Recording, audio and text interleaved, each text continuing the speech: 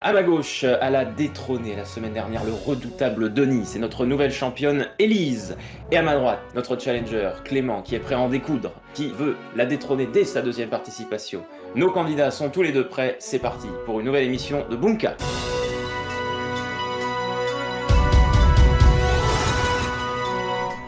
Et bonjour tout le monde, je suis ravi de vous retrouver, ça faisait un petit moment, pour cette nouvelle émission de Bunka. Aujourd'hui, le dernier jour de l'été, 21 septembre. J'espère que vous êtes en forme, en tout cas Élise, elle était très en forme la semaine dernière pour notre émission sur la santé, puisqu'elle a détrôné notre champion Denis, qui en était déjà à sa 4e émission. Prête à en découdre, c'est notre championne Élise. Bonjour Élise. Bonjour, Mathis. Est-ce que tu t'es remis de ce match assez haletant de la semaine dernière ? Eh bien, c'était riche en émotions. Je m'attendais pas forcément à gagner, donc on verra bien ce que ça donne aujourd'hui. Donc une victoire, on espère que ce n'est que le début, que ce n'est que le Ah début bah, d'un beau parcours. Pour ceux qui avaient manqué l'émission de la semaine dernière, est-ce que tu peux nous rappeler ce que tu fais en une dizaine de secondes ? du coup, je suis en dernière année de doctorat en sciences atmosphériques à Lille, et je suis contente d'être là aujourd'hui. Voilà. Eh ben on est content. Également, face à toi aujourd'hui, il y a quelqu'un qui n'est peut-être pas content de t'affronter, je ne sais pas ce qu'il en pense, en tout cas il a très envie de te détrôner dès aujourd'hui. Il est étudiant en école d'ingénieur, on m'a dit, et il a également fait du speed cubing pendant plusieurs années, il va peut-être nous en dire un mot. Applaudissements s'il vous plaît pour Clément. Bonjour Clément. Bonjour. Qu'est-ce que c'est que le speed cubing ? Raconte-moi un petit peu ça. On s'illustre à résoudre le Rubik's Cube le plus rapidement possible. J'ai fait ça pendant quelques années. Et il y a aussi du coup tout un univers de compétition. J'ai pu participer à quelques-unes d'entre elles. Pour aller chercher des records, parfois le record du monde. Le Voilà. record du monde, je crois qu'il est à moins de 4 secondes, non sur le Rubik's Cube. Il est à 3 secondes et quelques. Donc ouais, D'accord. Ton record personnel, c'est combien ? En compétition, c'est 9 secondes. Ce qui est déjà honorable, c'est plus rapide qu'un 100 mètres. Hein. Franchement, bravo déjà pour Clément. On espère que tu seras aussi rapide buzzer sur la manche 2 peut-être. On n'en est pas encore là, on verra ça. Alors aujourd'hui, nous sommes le 21 septembre, donc c'est, je disais, le dernier jour de l'été, mais c'est aussi et surtout la journée mondiale de la paix. Alors aujourd'hui, on a décidé de faire la paix. On a dit qu'effectivement, vous devez vous affronter un petit peu, mais dans une atmosphère pacifiste. Voilà, on va donc aujourd'hui, Bunka fait la paix. On va parler de la paix dans tous ses états. On va essayer de voir un petit peu de quoi il en retourne. On passe tout de suite à la question d'estimation. Selon une analyse de l'histoire mondiale effectuée par le diplomate Jean de Bloch, c'était à peu près au milieu du 19e siècle, il a analysé les 3357 années se sont écoulées entre le 15e siècle avant notre ère et le milieu du 19e siècle. Et bien sur ces 3357 années, combien y a-t-il eu d'années de paix ? C'est parti, vous avez 20 secondes pour taper votre réponse. Donc sur 3350 années d'histoire, ça fait beaucoup. Qu'est-ce que vous en pensez, vous, à la maison ? Alors que nos candidats cherchent, se remuent les méninges. Alors on va voir tous les deux quelles réponses vous m'avez données. Alors je peux vous dire déjà que vous m'avez donné des réponses assez différentes. D'abord notre championne Élise, donc sur 3357 années d'histoire mondiale, nous a dit qu'il y avait 1400 années de paix. Ça fait déjà une majorité d'années de guerre. Ça ferait déjà 2000 ans de guerre, ce qui est déjà assez considérable. Clément, alors lui, il a été encore plus pessimiste si j'ose dire. Il nous a dit qu'il y avait seulement 459 années de paix. À votre avis, vous vous dites, bon, certainement la réponse va être quelque part entre ces deux propositions, mais en fait non, pas du tout. Nos candidats n'y étaient pas. Il y avait en réalité seulement 227 années de paix pour 3130 années de guerre. Donc c'est vraiment, voilà, l'homme est un animal, j'ai envie de dire, plutôt belliqueux. Et donc c'est Clément, le plus pessimiste, qui a été le plus proche de la bonne réponse. C'est donc lui qui prend la main et le joker pour la manche 1 qui commence maintenant. La prise de position, vous connaissez le principe maintenant, vous devez prendre position pacifiquement si possible aujourd'hui sur ce tableau, donc avec 3 lignes, 3 colonnes, pour bien vous positionner sur la ligne de front, avec 3 thèmes qui aujourd'hui auront un lien avec la paix. Alors découvrons ensemble tout de suite ces 3 thèmes. Les traités de paix, la paix en chanson et la paix dans les livres. Un peu d'histoire, un peu de musique, un peu de littérature.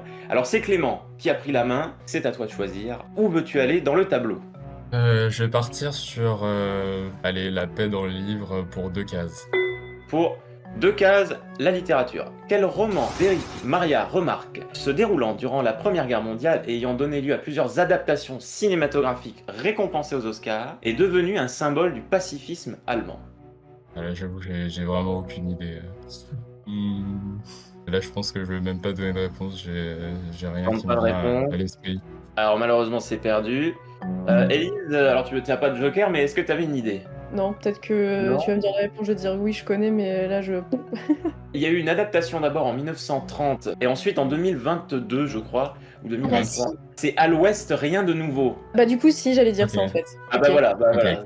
Je pensais T'as qu'à bien ça. joué. Alors le roman, il a été publié en 1928, paru officiellement en 1929, et l'année d'après, déjà en 1930, il y avait eu un premier film qui avait été récompensé aux Oscars, en 1930 donc, de Lewis Milestone, et un nouveau film est ensuite sorti en 2022, et celui-là avait gagné 4 Oscars en 2023, dont celui du meilleur film international. Donc c'est peut-être à ça que tu pensais, Élise. Clément, ça te disait quelque chose aussi? Très très vaguement. Franchement, c'est pas très grave, on va se rattraper sur les questions suivantes. En attendant, c'est à Élise d'aller dans le tableau.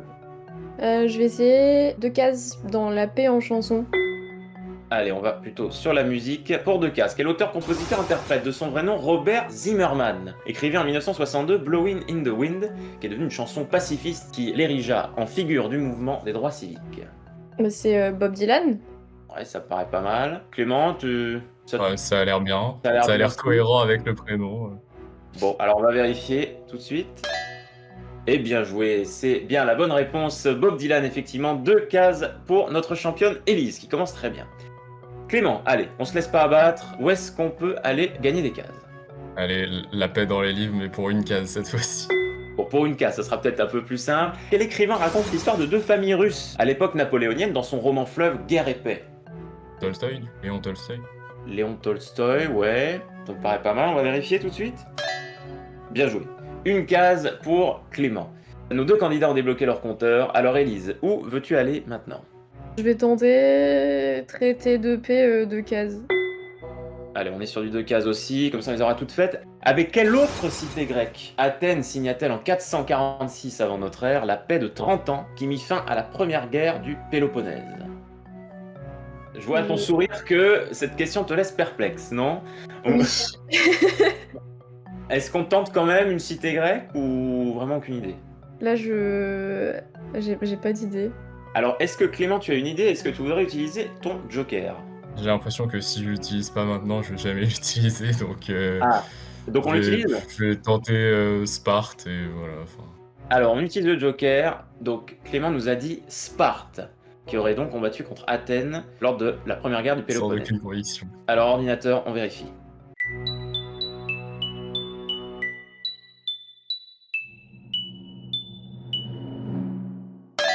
Ah oui, bien joué, bravo Clément. Très belle opération qui a donc bien fait d'utiliser son joker maintenant. C'était bien Sparte, Sparte contre Athènes, raconté notamment par Thucydide dans la guerre du Péloponnèse. Et c'est donc Clément qui empoche les 2 cases et qui passe en tête dans cette première manche. Que de rebondissements d'ores et déjà. Et en plus, c'est à ton tour. Clément, allez, on va tenter de creuser l'écart maintenant. Où va-t-on dans le tableau? Allez, les traités de paix, une case. Allez, pour une case supplémentaire. De quel pays d'Amérique la Grande-Bretagne a-t-elle reconnu l'indépendance grâce à la signature du traité de Paris le 3 septembre 1783? Le Canada. Canada avec le traité de Paris. On va vérifier tout de suite. Ah non, malheureusement, non. Et non, il s'agissait des États-Unis en Ah réalité. d'accord, ok, ça a été reconnu. Ah oui, d'accord, ok. Je pensais que, Attendez. comme la date me disait pas grand-chose. Oui, c'est les États-Unis, puisqu'en réalité, c'est à la fin de la guerre d'indépendance des États-Unis, effectivement. Là, Ok, le ça traité de marche. Paris qui a permis, voilà, avec la Grande-Bretagne. Pas de cas supplémentaire, mais on reste quand même en tête. Alors, Élise, maintenant, il faut réagir. Bah, je vais essayer d'assurer, j'espère, avec la paix en chanson, 1 case. Allez, comme ça on aura tout fait, il ne restera que des 3 cases pour les dernières questions, attention. Quel artiste enregistre sa première chanson solo Give Peace a Chance dans le cadre de son bed-in avec Yoko Ono en 1969 alors qu'il est encore membre des Beatles? Bah, John Lennon. Ça me paraît pas mal avec les Beatles, on va vérifier tout de suite. Bien joué, ça fait 3 cases partout. Et là, il ne reste plus que des 3 cases, donc on va essayer de se challenger un petit peu. Clément, avec quelles 3 cases voudrais-tu jouer? On va partir sur les traités de paix. Allez, traité de paix, on va voir si on est bon en histoire. Quels accords de paix signés entre 1678 et 1179, pas tout jeune, entre la France et d'autres puissances européennes comme le Saint-Empire ou les Provinces-Unies, mirent fin à la guerre de Hollande? Ça me dit quelque chose, mais je pense pas que je vais retrouver le nom. C'est pas le traité de Westphalie, même si je sais que c'était pas ça. Traité de Westphalie, ouais, franchement c'est pas idiot comme réponse, ça se tente. Alors, ordinateur, on va vérifier.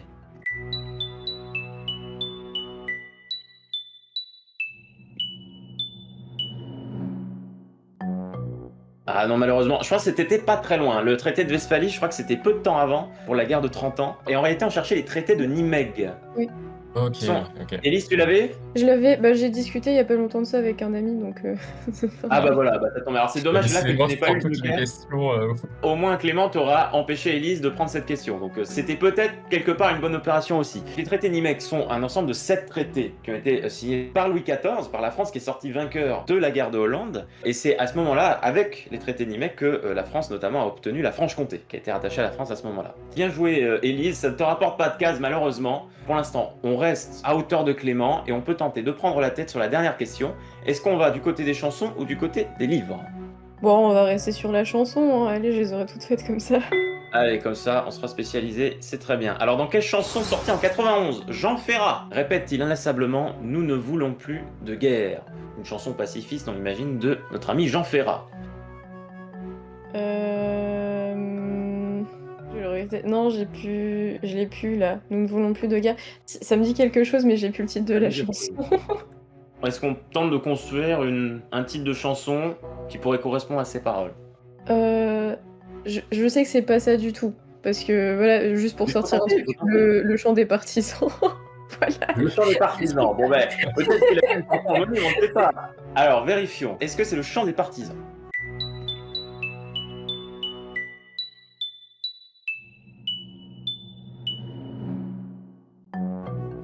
Non, mais c'était quand même bien tenté parce que c'est un peu dans l'esprit aussi. Hein. Le titre de la chanson, c'est La paix sur terre. Ah oui, Voilà. non, j'aurais pas. C'est un peu dans le même esprit, hein, comme disait le chant des partisans. Oui, effectivement, c'est pas. Je pense que c'est pas la plus connue de Jean Ferrat, hein, c'est un peu moins connue que La Montagne ou d'autres. C'est pas très rare. Alors bah, du coup, on en reste à 3 cases partout. Voilà, j'ai envie de dire, pas d'avantage pour l'un et pour l'autre. Donc tout va se jouer dans la manche 2, sur la ligne de front. C'est parti. Mais avant la manche 2, vous pouvez laisser un pouce bleu et vous abonner à la chaîne. Pour participer à l'émission ou rejoindre notre Discord, toutes les infos sont dans la description. Alors, prêt pour l'aventure ? Ça y est, c'est le moment que vous attendez toutes et tous. On va faire une trêve dans la paix, puisque là, aujourd'hui, nos deux candidats vont s'affronter. Alors, est-ce qu'Élise va pouvoir assurer une deuxième victoire ou est-ce que Clément va la détrôner? C'est l'objet de la ligne de front. Alors, comment ça va se passer? Vous le savez, c'est une manche de culture générale. Je vais donc poser des questions en rafale. Chaque question va rapporter un certain nombre de cases. Alors, au début, ce sera juste une case. Mais toutes les 6 questions, on va augmenter d'un palier. Donc après, ça va valoir 2 cases, 3 cases, etc. Jusqu'à 6 cases. Le premier des deux candidats qui parvient à compléter la ligne remporte cette partie et sera notre champion ou notre championne. La première question de chaque palier, donc toutes les 6 questions, aura un lien avec le thème de la paix. Si vous êtes prêts, on commence dans 3, 2, 1...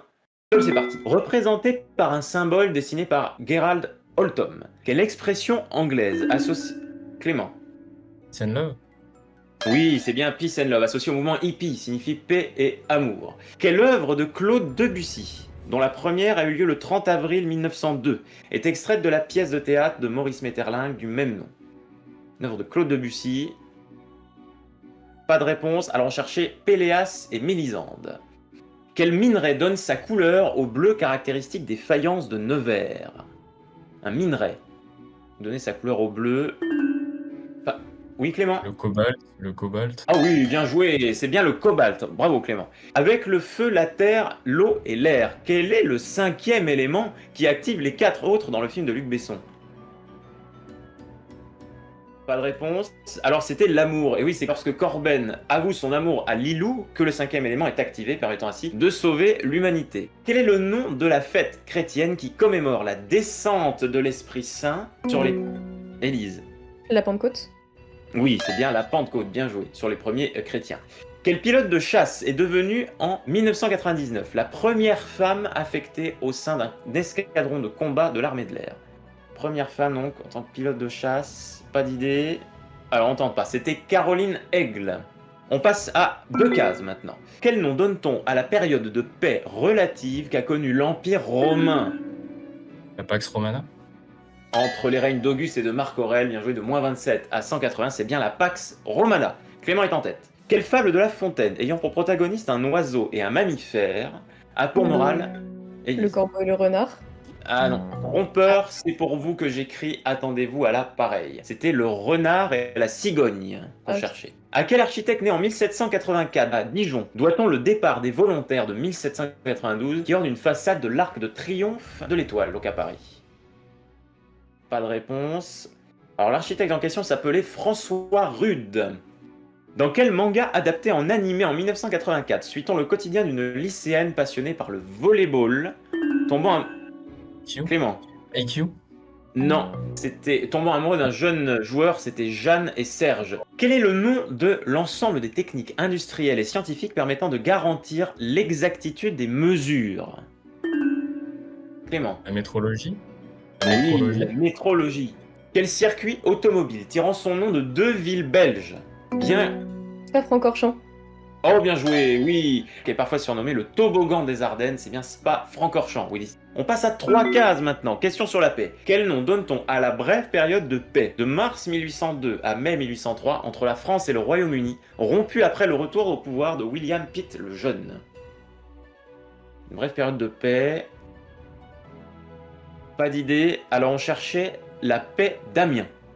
Ok. Au total, combien de minutes dure un match de football américain? Clément. 48? Non, un match de football américain dure 60 minutes, 1 heure Ah, tout pile. ok. En parlant de 60, à quel réalisateur doit-on le film 60 secondes chrono, sorti en 2000, et dans lequel jouent notamment Nicolas Cage et Angelina Jolie?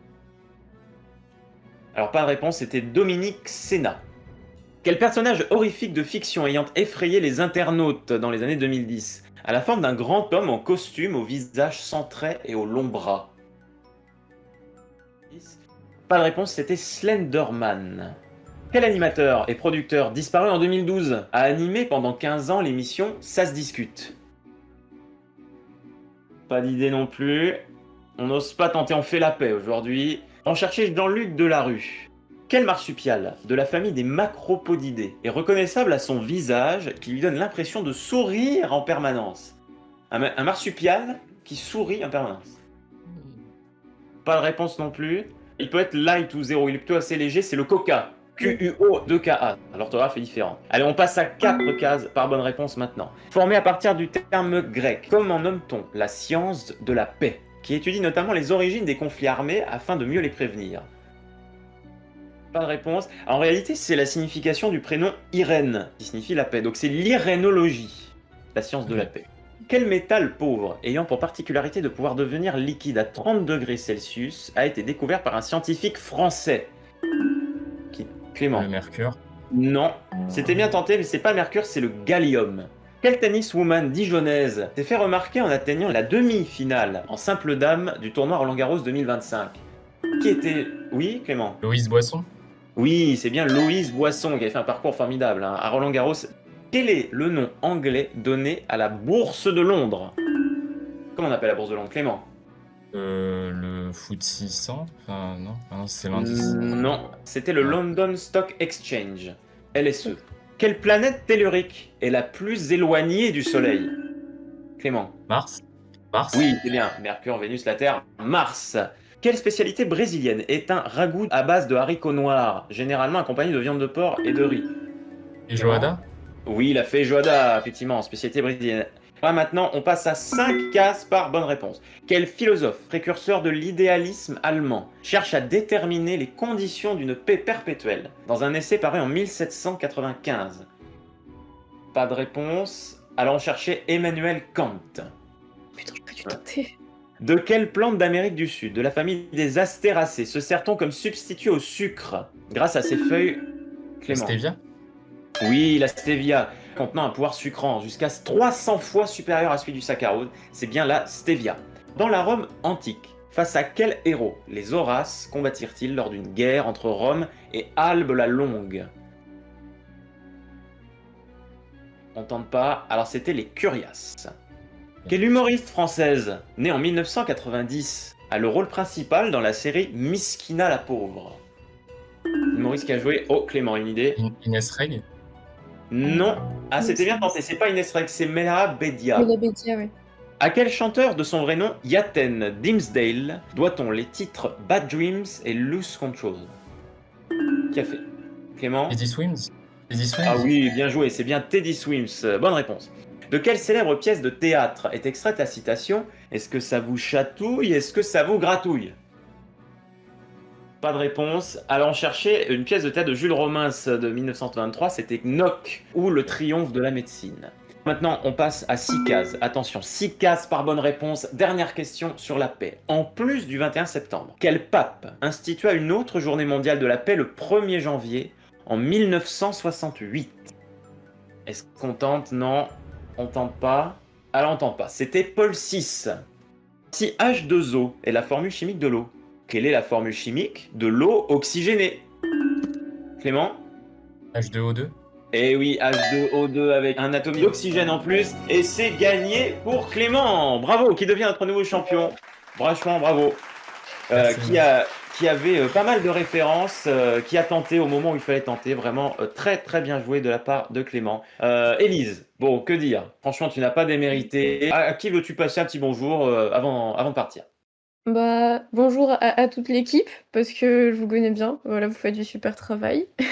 Eh ben, avec plaisir. Puis, Merci beaucoup. puis encore bravo à Clément. Alors voilà. Bon, bah, Bonne très bien. continuation, bonne victoire. Eh ben, en tout cas, c'est toujours avec plaisir. Et bien sûr, comme tu as été championne, on te reverra pour le tour qualificatif des Masters qui aura lieu en fin de saison, en fin de cette saison. Donc, on te souhaitera le meilleur pour cette émission. En attendant, on est parti avec Clément pour sa première finale. C'est maintenant.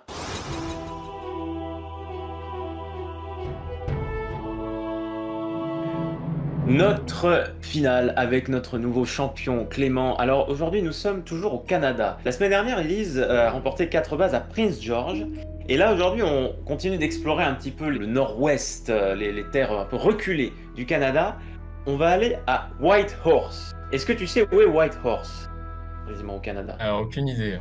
Alors si tu ne vois pas où c'est, regarde. Laura va nous expliquer quelques aspects sur cette ville. Enfourchez votre plus belle monture et allons ensemble au nord-ouest du Canada en direction de Whitehorse. La ville doit son nom à des autochtones qui l'ont nommée ainsi car les rapides du fleuve Yukon ressemblent à la crinière d'un cheval blanc. Notre finaliste va tenter de retrouver ses 10 chevaux de fiction parce que... Le cheval, c'est génial. Alors, prêt pour la conquête? Alors il va falloir que tu retrouves 10 chevaux de fiction grâce à des indices qui vont être donnés sur les 10 cases. Nous allons voir. Est-ce que tout est clair? C'est bon pour moi. Alors si tu es prêt, tu auras 1 minute 10 pour tenter de me retrouver un maximum de chevaux. On te souhaite le meilleur, ça commence maintenant. Alors, le cheval blanc de Lucky Luke, Jolly Jumper. Oui, bien joué, c'est bien Jolly Jumper. Je vais pas en avoir beaucoup là. Ah là, faut tenter. Là, il n'y a pas de... Il n'y a pas de pression. J'arrive pas à voir le premier en entier, mais je vais lire d'un film. Bon, de toute façon, je pense pas que j'ai mis de réponse dans d'un film de Lamorisse de 1953. Okay. Pour réponse, je veux dire Flynn Rider, même si c'est pas ça. Non, c'est pas Flynn Rider. Ouais, non, là, pour le coup, je suis pas très cheval. Je connais pas. On va peut-être avec Yakari. Cheval de Don Quichotte peut-être, la jument de Don Quichotte. Non, j'ai même pas... Est-ce que... Ouais, non, le destrier Sherazoro, c'est pas Bernardo. Non, c'est son... Non, c'est pas Bernardo. Et non, je vais avoir et qu'une c'est base. fini, malheureusement. Ça nous fait une base. C'est vrai qu'il était assez costaud quand même, hein, ce thème, on va pas se le cacher. Bernardo, c'est le compagnon de Zoro qui, je crois, est sourd. Mais en réalité, ça se termine pareil. Le destrier qui est cher à Zoro, c'est Tornado. Ah, c'est Tornado, oui. Alors, il nous a manqué le cheval héros d'un film de Lamorisse 1953. Il s'appelle Crin Blanc. Ah, c'était pas Cro Blanc. Nous, là, c'était Crin Blanc. Le cheval noir qui est indissociable de Mulan, c'est Cannes. Voilà, pas Shere Khan, mais Khan, tout court, voilà. Un cheval jouet de Toy Story qui est très ami avec Jessie, il s'appelle Pile Poil. Bon. Le poney Shetland qui a été créé par Cécile Aubry. Le poney, il s'appelle Polly. Je crois que c'est Nicolas Vanier qui en avait fait un film récemment. Donc Tornado, ensuite on a eu Jolly Jumper. Le cheval blanc ami de réponse dans le film de 2010, c'est Maximus. Maximus, pas film radieur. Le fidèle Mustang de Yakari. Alors celui-là, ça nous rappelle les souvenirs d'enfance. Il s'appelle Petit Tonnerre. Ouais. Ok. La jument de Don Quichotte, elle s'appelle Rocinante. Et enfin, la jument du Caporal Blutch des Tuniques Bleues, elle s'appelle Arabesque. Voilà, bon, franchement, il était assez dur. Ça nous fait une base pour, j'ai envie de dire, démarrer en douceur. Mais ce n'est que le début. Ce n'est que le début d'un formidable parcours. On te retrouve la semaine prochaine. Et bon, on vous retrouve aussi la semaine prochaine avec un petit animateur surprise. On vous en dit pas plus pour le moment. Pour le savoir, regardez l'émission de dimanche prochain. À bientôt dans Bunka. Salut.